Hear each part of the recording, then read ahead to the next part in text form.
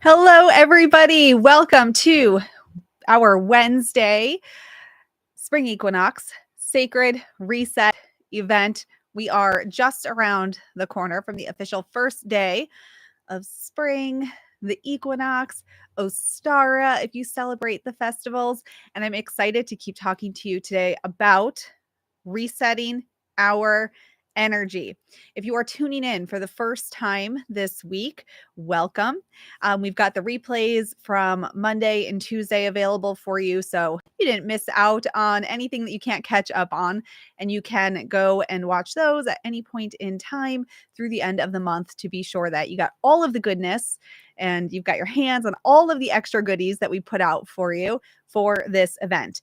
I'm Sarah, founder of the Sisters Enchanted, and I have been doing this work with all of Team TSE, Team Sisters Enchanted, since 2016, helping witchy women to create these secular spiritual practices that support them so that they can come home to themselves, feel confident in their energy, feel confident in their skin, reclaim their power, reclaim their pleasure and their presence, and create lives that don't just feel like good and that we're grateful for. We all have so much to be grateful for. I mean, man, it is a Wednesday and we're sitting together on YouTube talking magic and energy. We have so much to be grateful for.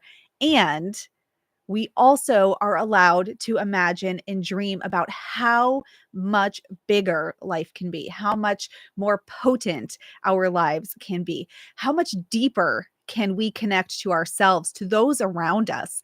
Like if we can amplify our connection to all that is, to our own inner power, to the people we love, to the way that we create money and experiences in our lives, to each other, we can change the world by showing up in our fullest, most authentic presence if we let ourselves.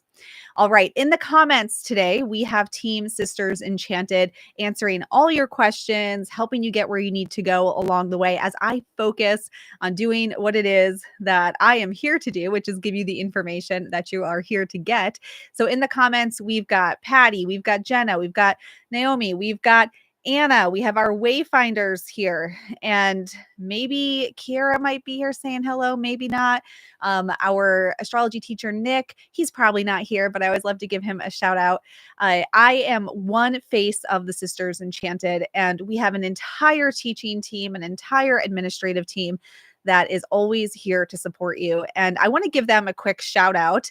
They don't know I'm going to do this today, but as we are a collective of women here, I think it's important to acknowledge the strength that women bring to our collective ecosystem. So on our team call yesterday, while we were all here talking, we had one team member whose daughter is taking herself to the labor and delivery hospital with pregnancy complications. She's okay.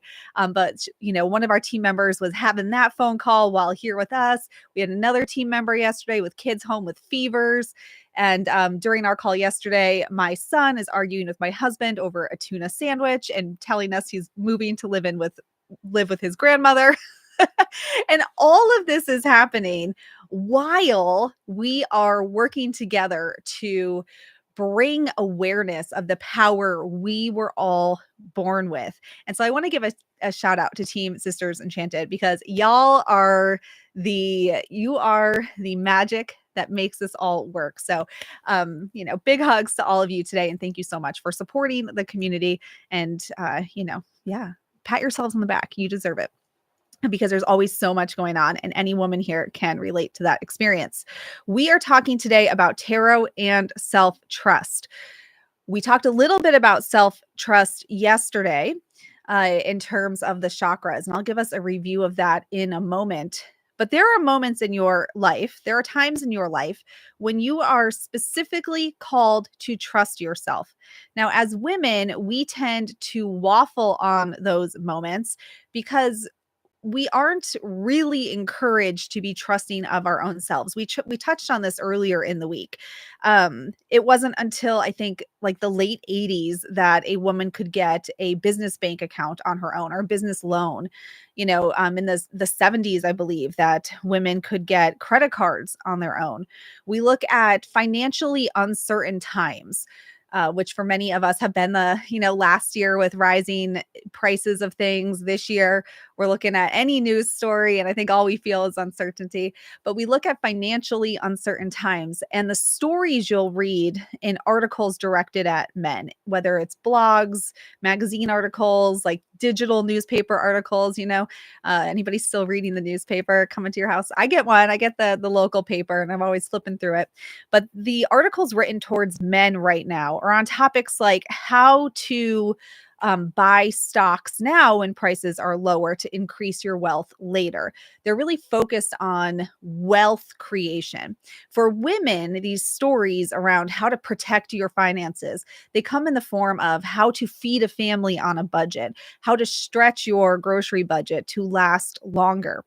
And so while that's not, inherently this thing that I think we all need to lay up at night thinking about, like stay awake at night thinking about, right? I think it is something that should give us some pause in terms of what we've been told, what we've been told subconsciously that we are worthy of holding, that we can be trusted with. We can be trusted to feed a family or a group of people on one chicken breast and a potato, but can we be trusted with putting money in the stock market, right?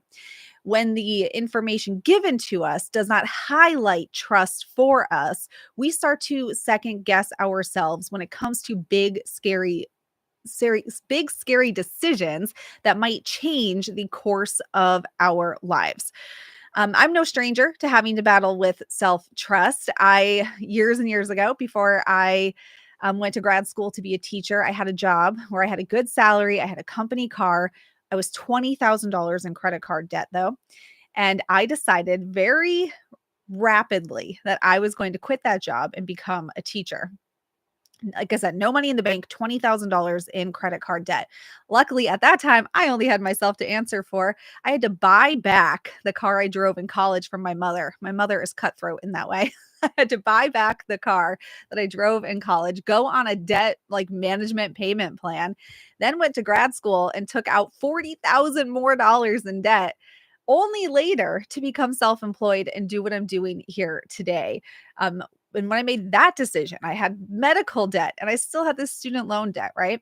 There are these times where we have a door put in front of us. And if we do not trust ourselves to walk through that door, we will not expand. We will stay in the old stories that keep us feeling like I'm just doing the good thing. I'm just doing the right thing. I don't want to be seen. I don't want to be seen as a failure. This ties into the word witch, which we use a lot here at the Sisters Enchanted, and the witch wound. So the witch wound is this idea that we hold stories that keep us from being visible.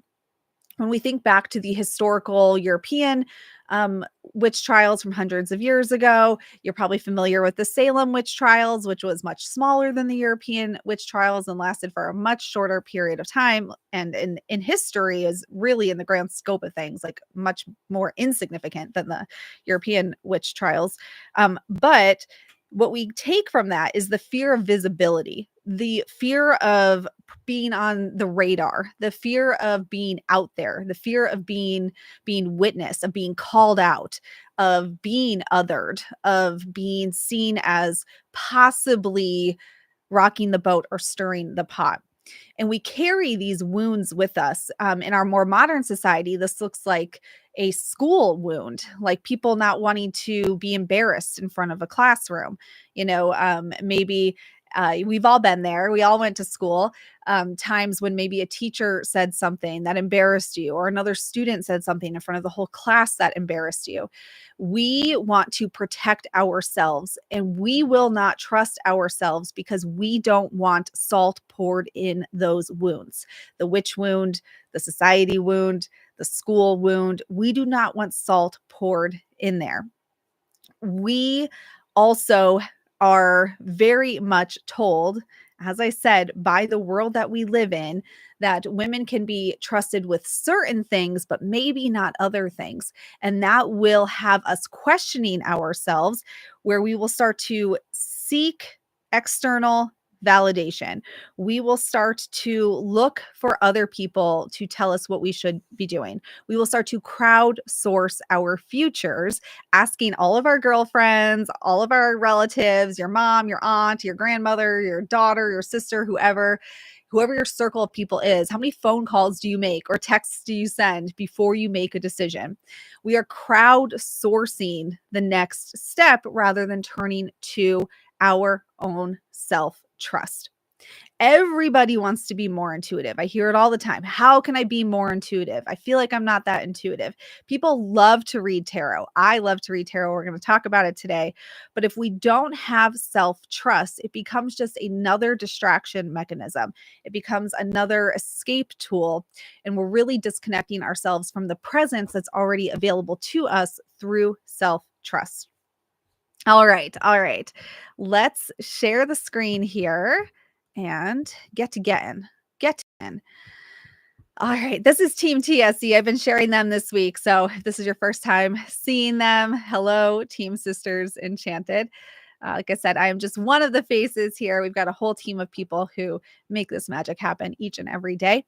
I've been sharing with you our values this week. One of them is self-trust, but the ones that we really unify around: leading with kindness. Remember to be kind with yourself. So many of us are walking around with just like really hating on ourselves each and every day. If you wouldn't say it out loud to a friend, don't say it to yourself. And likewise, remember that in chat comments, we don't have tone of voice, body language, any of that. Always assume somebody means their best, right? Let's not assume people are attacking us. We value time. Time is your most finite resource. People lay awake at night worrying about money, and I understand it. I just got a tax bill that I was a little surprised by. I get it. I'm right there with you. And yet, that is a renewable resource. Your time is not a renewable resource. Let's focus on using this one precious life in ways that make us feel alive. Some of our other values that we circle around: being resourceful and taking personal responsibility. The self-trust really comes in with this resourceful bit too. We are all capable, resourceful people. You are so resourceful. You are wildly intelligent and capable and resourceful. Remind yourself of that. If you have made it however far through life that you are today, and you are here with the capability to listen to this class on a Wednesday, you are wildly resourceful. We also value taking personal responsibility. And this comes back to the energy work that we talked about yesterday, our shadows, always remembering that we really are in charge of our own energy and nobody else is. Here's a story from one of our community members, Brittany, who's just sharing about being in our program, Holistic Witchery.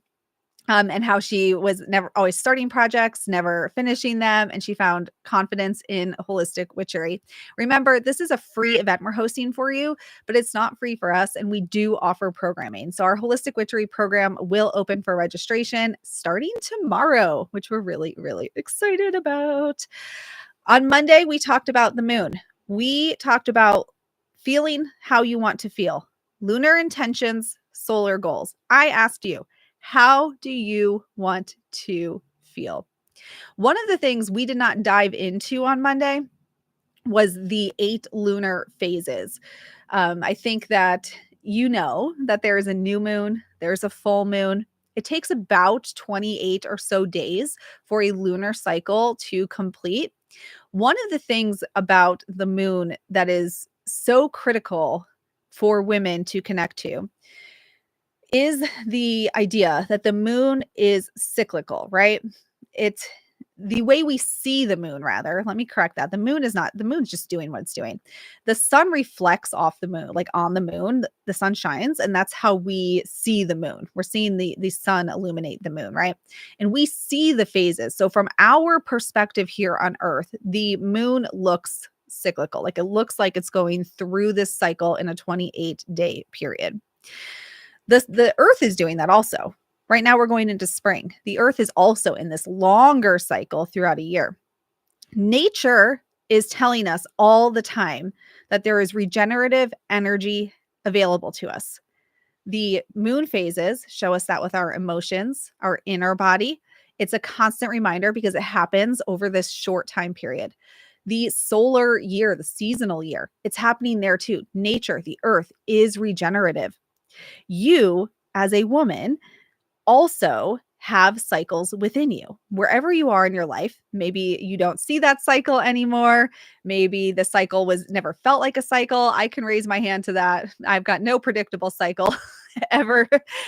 But the fact of the matter is, we have that cyclical relationship, right? You are a regenerative person. You are a person who can create new energies at any moment in time. And that comes back to that question, how do I want to feel? The whole world around you is going chaotic. Everyone's arguing. How do you want to feel in that moment? You are regenerative. You can create the energy that's going to set the tone for everybody else. How do you want to feel when you respond to the news that you see when you open up your phone? Remember, you are a creator. You are a regenerative being. You can generate the energy that can create power for yourself and stability for the people who feed off of you, right? That's one of the lessons of the moon. The medicine of the moon is in its rhythm. You, my friend, have a rhythm, and it's a regenerative rhythm. Yesterday, we talked about the chakras. We came back to the self, really self-sourcing our energy, self-care, self-pleasure, self-trust, self-love, self-expression, self-awareness, self-knowing. We talked about all of that yesterday and how it's the stories that we hold within those energies that will allow us to take powerful action to feel the way we want to feel, or that will hold us back. The stories will hold us back. The stories that say we do not have self-trust. The stories that say that you're not worthy of self-pleasure. The stories that tell you that you need to lean on somebody else for your foundational self-care, or you're not worthy because you don't look a certain way, you don't sound a certain way, you don't have a certain kind of education. Those stories need to be reconciled so that you can take action to feel the way you want to feel. The way we approach a spiritual practice here at the Sisters Enchanted is a combination of metaphysics. So we're working with your intuition. We're working with tarot. We're working with astrology. We're working with your inner knowing, the psychic skills, if you will. We're working with rituals, which we're going to do one on Sunday for the spring equinox as a group. If you're going to come to that, it's part of this offer for you. We do all of that. And we tie it in to the very practical elements of the lives we all live. It's one thing to read your tarot cards and do a new moon ritual by yourself on a lazy Saturday morning. And it's another to carry that energy when you walk through the door and your phone rings and it's a phone call you didn't want to receive. It's another thing to carry that energy with you when you go to work and you have to ask your boss for the promotion or the raise and they're telling you the reasons why they can't give it to you. And logically, you're like, that doesn't make sense. Something's not right here. And you've got to stand in your truth and your power. That's what we do. We bridge that gap between the work you do that makes you feel so good and carrying that with you into your world. And that's what we're doing here this week. So today we are talking about tarot. I'm not going to teach you everything about tarot for a couple of reasons. One, I'm going to stop sharing my screen for a minute here before we do our activity. It's too much to teach you in a short period of time. And two, as a former English teacher and a person who taught people how to learning skills, I don't think that you should memorize tarot to learn tarot. I think that that is a real good way to get distracted with tarot and not get the beautiful insight that tarot has for you. Let me read you a little blurb here so you can see kind of where I'm coming from. And this is in our Holistic Witchery program. When we talk about tarot, we can use tarot as a tool for introspection, for reflection. We're going to do those things today with one card. I'm going to give you a card. We're going to do it together. But we can also talk about divination tools. We can talk about tarot, oracle cards, runes, using a pendulum. Divination tools are a tool to help you maybe look at a situation from a different perspective, to ask yourself deeper questions than you would when you're just sitting by yourself or looking in the mirror, wondering why you failed at the most recent thing you failed at on this day. All right, here's the blurb for you. We have not been raised to trust ourselves. There's a reason that our model, when we teach an expansion thought work model, is a spiral and not a circle, because it's an ongoing process that will grow you over time. Divination, now divination is our tools like tarot, like oracle cards, is a beautiful way to support yourself in that growth and act as a bridge between who you are now and the confident, intuitive you that is emerging. Divination tools allow us to zoom out and get a 30,000-foot view of our lives. It is challenging to separate our feelings and emotions from the truth of a situation and observe our lives from a neutral perspective. That is so hard it's hard for me too. It's so hard for me to do. Common divination tools and techniques act as scaffolding and support us in doing that very thing.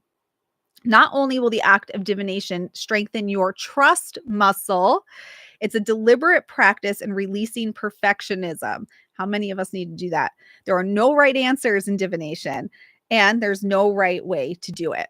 But that's what can make it feel so hard to do. The fact that there are no right answers and there is no right way to do it. And that can make it feel really hard for us. That comes back to that witch wound and the self-trust, because we don't want to be seen as failures in the court of public opinion. We don't want to. If there's probably somebody here watching right now, there's hundreds of people here. Somebody here has probably thought about posting a tarot card reading or something on social media. Like maybe you've thought, I love this, maybe I could do this, and you didn't because you were afraid of what somebody else would say, or you were afraid that maybe the interpretation wasn't right and somebody would see it and tell you, or they would judge you for doing it, which is a whole other thing. That's that part. We're afraid of being seen as failures, being seen as other, really just being on the radar of other people in the court of public opinion, which is today social media, right? It's no longer the gathering grounds where we get put up on stage and our perceived sins are read out to everybody who's watching. Like in the hundreds of years ago witch trials, today it's social media. Nobody wants to be hung out on the court of public opinion that is social media. But that is what makes it so hard, because there is no right answer and there is no right way. So a tarot deck, if you are not familiar, real super quick, it is a linear, it tells a linear story, which is what makes tarot different than oracle cards. There are 22 major arcana cards. The major arcana cards, they start with the Fool, and it tells the story of the Fool's journey. So you can line the cards up. There are 22. They are numbered 0 through 21. You can line them up and tell the tale of the major themes through an experience, portions of a lifetime that we can all relate to. They are long-standing big themes for us. That is the major arcana. Now there's also the minor arcana, which is comprised of 4 different pieces: the suit of pentacles, the suit of swords, the suit of wands, and the suit of cups. Now these suits align with the elements. We're actually going to talk about the elements tomorrow, so we're going to dive into that a little bit more. But these 4 suits, they take these big themes and sort of distill them down to different ways of experiencing life's themes, the things that we all encounter, making choices, having conflict. And through the different suits, we can almost see a different perspective on the themes, where the Earth suit, Pentacles, is slow and steady. We're talking a lot about staying the course, keep doing the work. The growth comes over time. Where with the suit of, and that's Earth, right? It's slow, just like Earth is slow to reawaken. It's slow to grow a tree. The suit of swords is a different example. That is the air suit. And that suit has a lot of jarring sort of imagery to it, kind of jarring messages.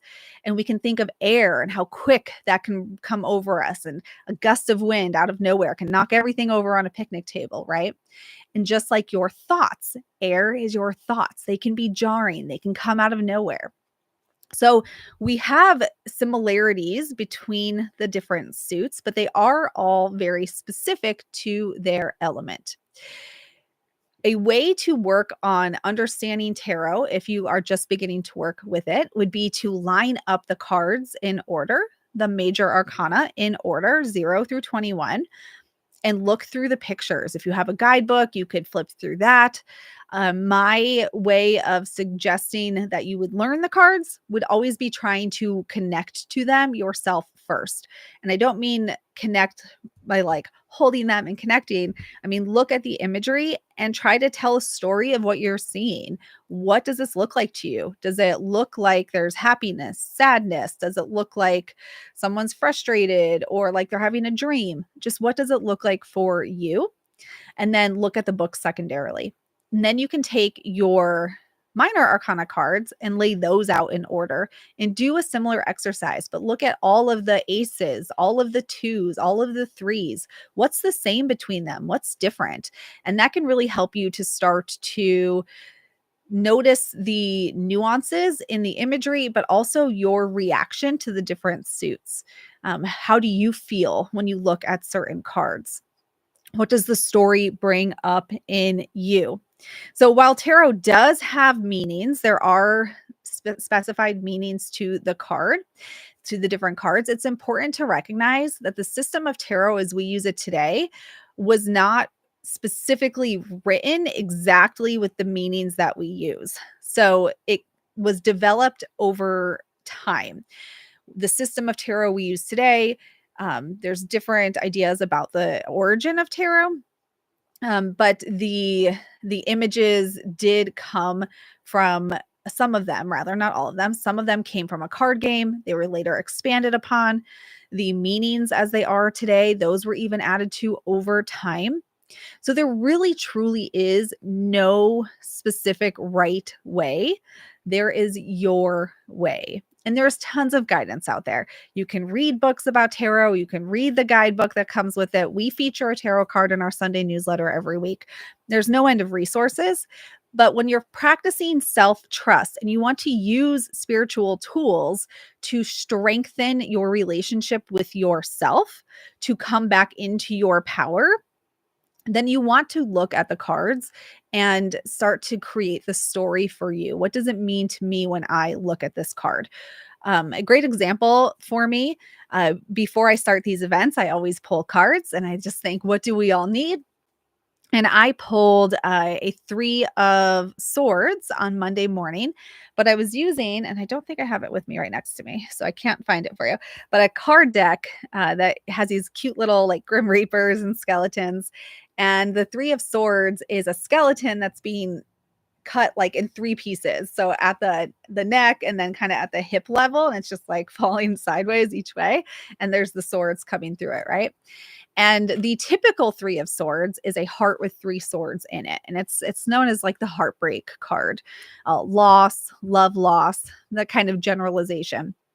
But as soon as I saw that 3 of swords from this specific deck, instantly my head thought fragmented. We as women are so fragmented. We are being this person for this person for this person. We're over here trying to be witchy women with our spiritual practices. And it feels like another thing we have to do and another thing we're failing at because there's no time to do it all. No one will leave us alone. Distractions everywhere. What is even happening in the world? And we are so fragmented. And I didn't get that message because I have the meanings of the cards memorized. I got that message because I looked at the card. My brain said women are fragmented. And then I said women are fragmented. And that is how tarot can help us to develop self-trust. It can help us to release perfectionism, to gain an eagle-eye view on our own stories, and practice trusting the thoughts, the feelings in our body, the emotions that we experience, to trust these inner workings so that we can then trust ourselves in our outer world. All right. I am going to share the screen again, and we're going to do our activity. So if you have a pen and paper, or don't, pen and paper is going to be helpful for this. I'm going to put a card on the screen, and y'all are going to do 3 different interpretation. I guess that's not really the right word. 3 different exercises here to do it right now. You don't get out of here today without reading a tarot card. All right. So on the card, on the screen is the moon tarot card. We're going to do 3 things. Thing number 1, look at this card. Just look at it. And if you have a pen, I would like you to jot down a message that you could take for yourself looking at this card. You don't need to know what it means. I just gave an example. I looked at this card the other day. I heard fragmented. That has nothing to do with the traditional meaning, nothing at all. So look at this card. What is a message? As if the card was speaking to you. What's a message for you? You can share it in the chat or just write it down yourself. What is a message for you?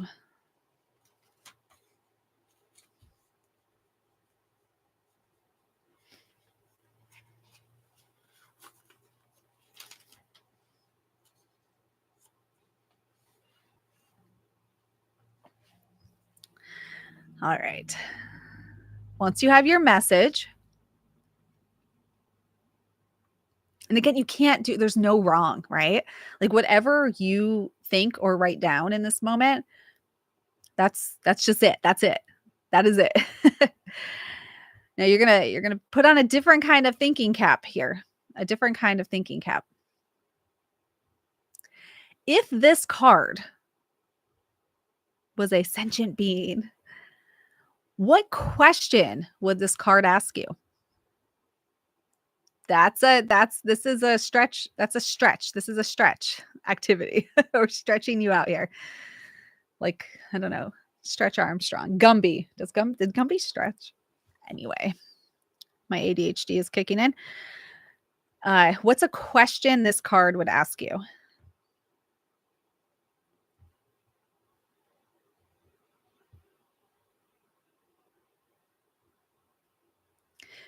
So we have a message. What's a question this card would ask you?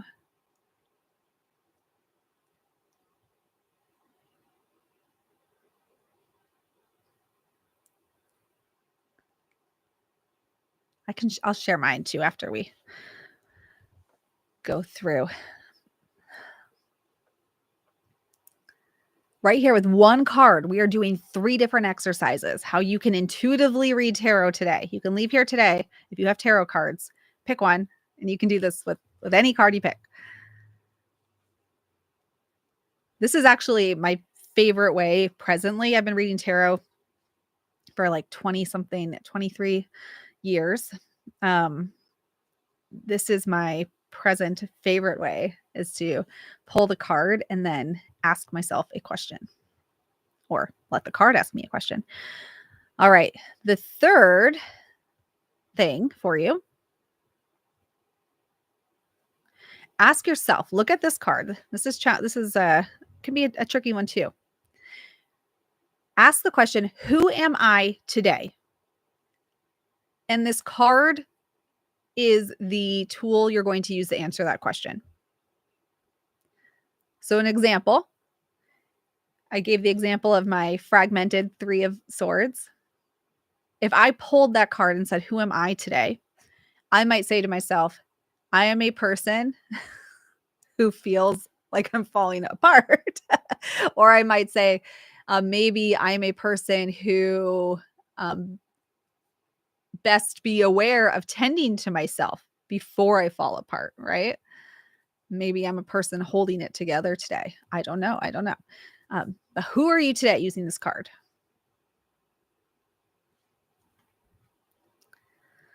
All right. I'll give you my 3 that I wrote down because I did do this right before we started. So for my message, for me, this is not right for everybody, right? This is not the right answer. Let's be clear about that. This is not the right answer. This is what I chose for me. For my message, I wrote down, pay attention to what you can't see. Like what's simmering beneath what I can see? Pay attention to what you can't see. For my question, I wrote down, what would it feel like to emerge? What would it feel like to emerge? I'm obviously very focused on that lobster thing. Is that a crayfish or I'm in New England? It's a lobster. All right. And then for who am I wrote down, I am the invitation. I am the invitation. The invitation to what? I'm uncertain. But that's what I thought. It was a thing that came into my head. I am the invitation. I think I looked at the moon and like the moon is the invitation for everything to kind of come out, right? And then I thought, I am the invitation. That's who I am. So those are what I wrote down. That is what I wrote down. Notice, if you will, in the chat, how many different ideas there are.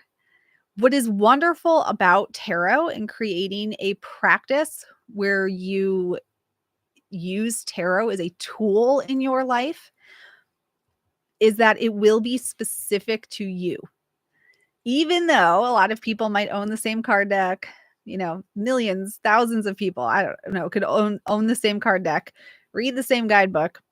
It will always be a unique to you experience because nobody else is in your energy. Nobody else is in your mind. Nobody else is receiving the card through the lens that is you, through your unique perspective on any given day. With tarot too, the energy with which you are approaching a question or a scenario will impact how you think about it. So, if this was a day, let's imagine that I woke up today and won the lottery to the tune of like $1 billion.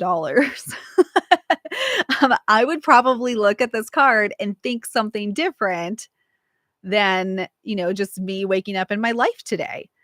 Like I had lunches to make, kids to get out the door, stuff going on.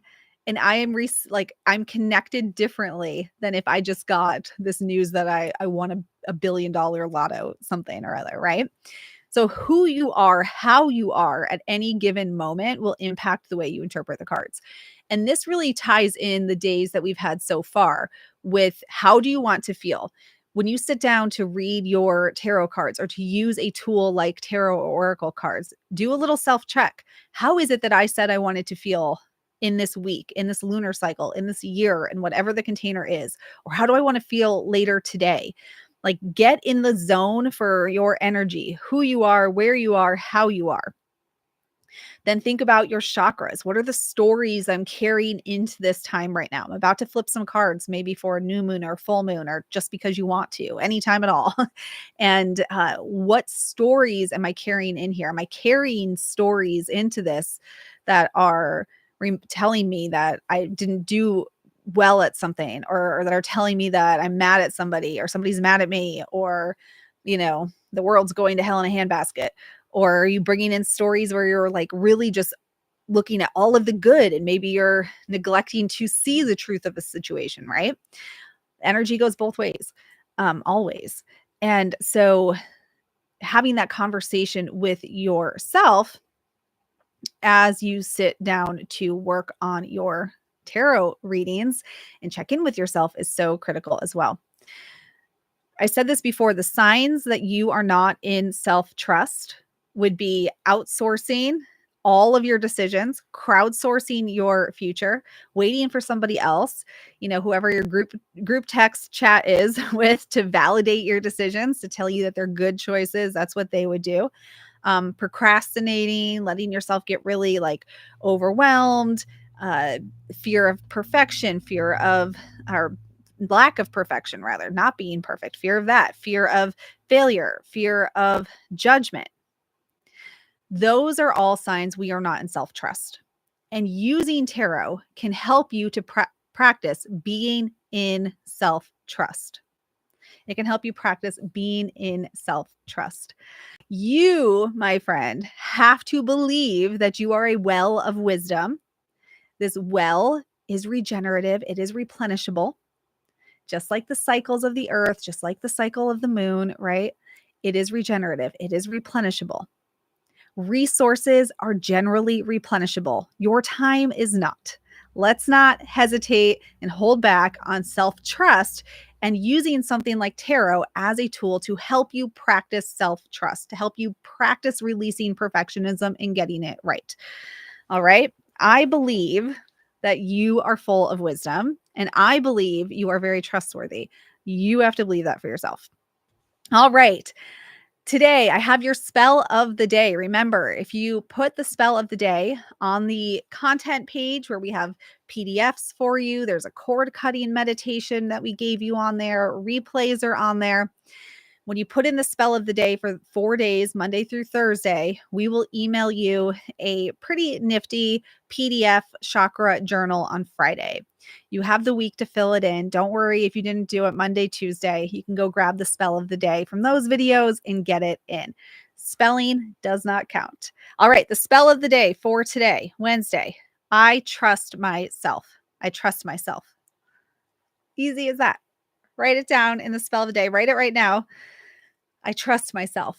That will be available shortly when we have the replay up for you. So jot it down, take a screenshot of everyone putting it in the comments. I trust myself. And say that out. Look in the mirror later and say that out loud too. I trust myself. Talk to yourself eye to eye in the mirror. Pep talk. No one can give you a pep talk like you can. All right, y'all. Well, that is it for today's session. That is it for today's session. We've done the moon, we've done the chakras, we've done tarot. Remember, my objective for you is not to memorize anything. It's to walk away from here and feel a fire in your belly and an excitement about who you are, the potential for who you are, and the just light within you to take up space and be the witchy woman that you see in your mind to be it in your life. That's what I want for you, not to memorize things. All right. I will see you tomorrow at the same time for talking about the elements and specifically the element of air tomorrow as we move into the spring season. I hope you all have a really great Wednesday. Thank you so much for being here. I appreciate you. And I will see you tomorrow. Bye, everyone.